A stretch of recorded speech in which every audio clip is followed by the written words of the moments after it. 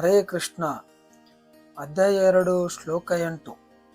ಈ ಶ್ಲೋಕದಲ್ಲಿ ಶ್ರೀ ಅರ್ಜುನನು ಹೇಳುತ್ತಾನೆ, ಒಬ್ಬ ಮನುಷ್ಯನು ವಿಪ್ರನೇ ಅಥವಾ ಶೂದ್ರನೇ ಅಥವಾ ಸನ್ಯಾಸಿಯೇ ಎನ್ನುವುದು ಮುಖ್ಯವಲ್ಲ. ಕೃಷ್ಣ ವಿಜ್ಞಾನದಲ್ಲಿ ಪರಿಣಿತನಾಗಿದ್ದರೆ ಅವನು ಪರಿಪೂರ್ಣನಾದ ಮತ್ತು ನಿಜವಾದ ಗುರು.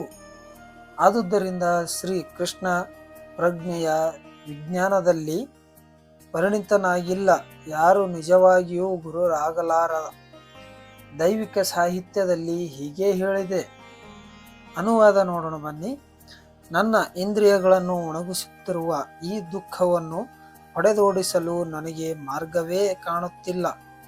ಭೂಮಿಯಲ್ಲಿ ಸಮೃದ್ಧವಾಗಿ ಸಾಟಿಯೇ ಇಲ್ಲದ ರಾಜ್ಯವನ್ನು ಗೆದ್ದುಕೊಂಡರು ಮತ್ತು ಸ್ವರ್ಗದಲ್ಲಿರುವ ದೇವತೆಗಳ ಪ್ರಭುತ್ವವನ್ನು ಪಡೆದುಕೊಂಡರೂ ನಾನು ಈ ದುಃಖವನ್ನು ಹೋಗಲಾಡಿಸಲಾರೆ. ಇದರ ಭಾವಾರ್ಥ ತಿಳಿಯೋಣ ಬನ್ನಿ. ಧಾರ್ಮಿಕ ತತ್ವಗಳ ಮತ್ತು ನೀತಿ ಹಿಂಸೆಗಳ ತಿಳುವಳಿಕೆಯ ಆಧಾರದ ಮೇಲೆ ಅರ್ಜುನನು ಇಷ್ಟೊಂದು ವಾದಗಳನ್ನು ಹೂಡುತ್ತಿದ್ದಾನೆ. ಆದರೂ ತನ್ನ ಗುರುವಾದ ಶ್ರೀಕೃಷ್ಣನ ನೆರವಿಲ್ಲದೆ ತನ್ನ ನಿಜವಾದ ಸಮಸ್ಯೆಯನ್ನು ಪರಿಹರಿಸಿಕೊಳ್ಳಲು ಅವನಿಗೆ ಸಾಧ್ಯವಿಲ್ಲ ಎಂದು ಕಾಣುತ್ತದೆ. ಅವನ ಸಮಸ್ಯೆಗಳಿಂದ ಅವನ ಇಡೀ ಅಸ್ತಿತ್ವವೇ ಬತ್ತಿ ಹೋಗುತ್ತದೆ.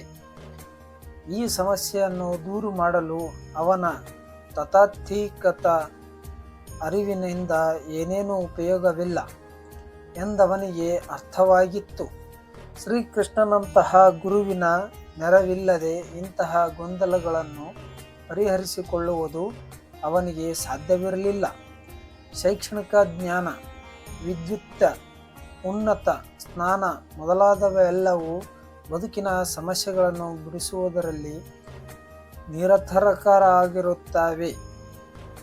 ಶ್ರೀಕೃಷ್ಣನಂತಹ ಗುರುವಿನಿಂದ ಮಾತ್ರವೇ ನೆರವು ದೊರೆಯುವುದು ಸಾಧ್ಯ.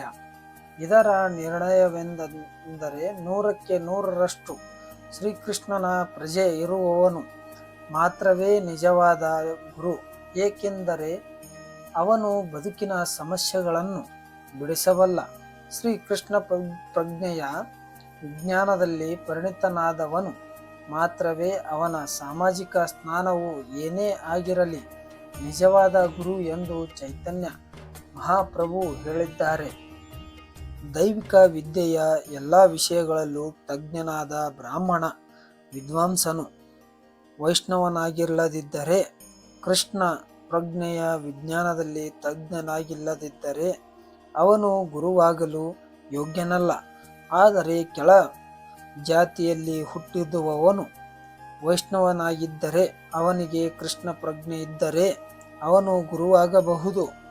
ಪದ್ಮಪುರಾಣದಲ್ಲಿದೆ, ಹುಟ್ಟು, ಮುಪ್ಪು, ರೋಗ, ಸಾವು, ಐಹಿಕ ಬದುಕಿನಲ್ಲಿ ಈ ಸಮಸ್ಯೆಗಳನ್ನು ಸಂಪತ್ತು, ಶೇಖರಣೆ ಮತ್ತು ಆರ್ಥಿಕ ಅಭಿವೃದ್ಧಿಗಳಿಂದ ನಿವಾರಿಸಲು ಸಾಧ್ಯವಿಲ್ಲ.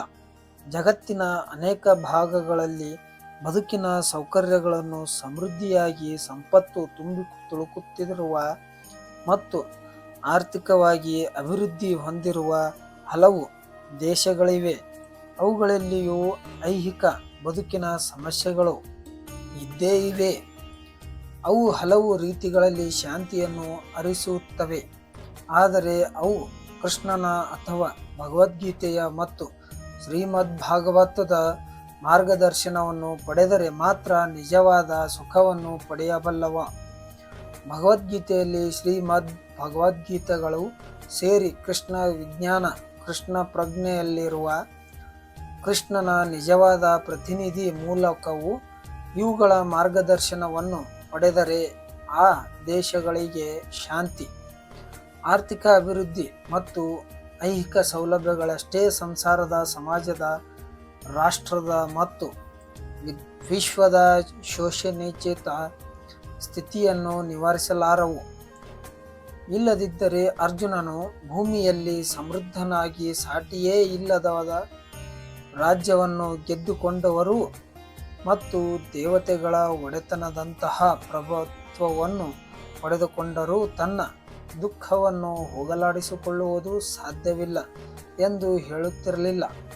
ಆದುದರಿಂದ ಅವನು ಕೃಷ್ಣ ಪ್ರಜ್ಞೆಯಲ್ಲಿ ಆಶ್ರಯವನ್ನು ಬೇಡಿದ. ಶಾಂತಿ ಸಮರಗಳಿಗೆ ಇದೇ ಸರಿಯಾದ ಹಾದಿ.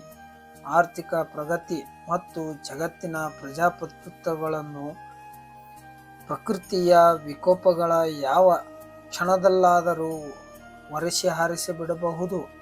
ಈಗ ಮಾನವನು ಚಂದ್ರಗ್ರಹಣ ಅನ್ವೇಷಣೆಯಲ್ಲಿ ತೊಡಗಿದ್ದ ಹಾಗೆ ಇನ್ನೂ ಎತ್ತರದ ಗ್ರಹಕ್ಕೆ ಏರದು.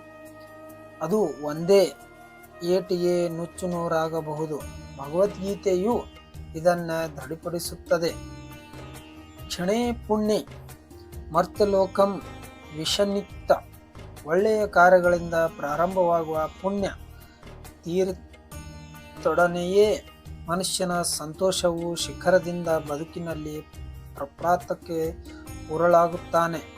ಜಗತ್ತಿನ ಅನೇಕ ಮಂದಿ ರಾಜಕಾರಣಿಗಳು ಹೀಗೆ ಪತನ ಹೊಂದಿದ್ದಾರೆ.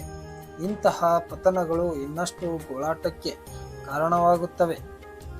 ಆದುದರಿಂದ ಇಂತಹ ಗೋಳಾಟವನ್ನು ಸಂಪೂರ್ಣವಾಗಿ ನಿವಾರಿಸಬೇಕಾದರೆ ಈ ಅರ್ಜುನನು ಕೃಷ್ಣದಲ್ಲಿ ಆಶ್ರಯ ಪಡೆಯಲು ಪ್ರಯತ್ನಿಸುವಂತೆ ನಾವು ಆಶ್ರಯ ಪಡೆಯಬೇಕು. ಅರ್ಜುನನು ತನ್ನ ಸಮಸ್ಯೆಯನ್ನು ಖಂಡಿತವಾಗಿಯೂ ಬಗೆಹರಿಸುವಂತೆ ಕೃಷ್ಣನನ್ನು ಪ್ರಾರ್ಥಿಸಿದ. ಇದೇ ಕೃಷ್ಣ ಪ್ರಜ್ಞೆಯ ಮಾರ್ಗ.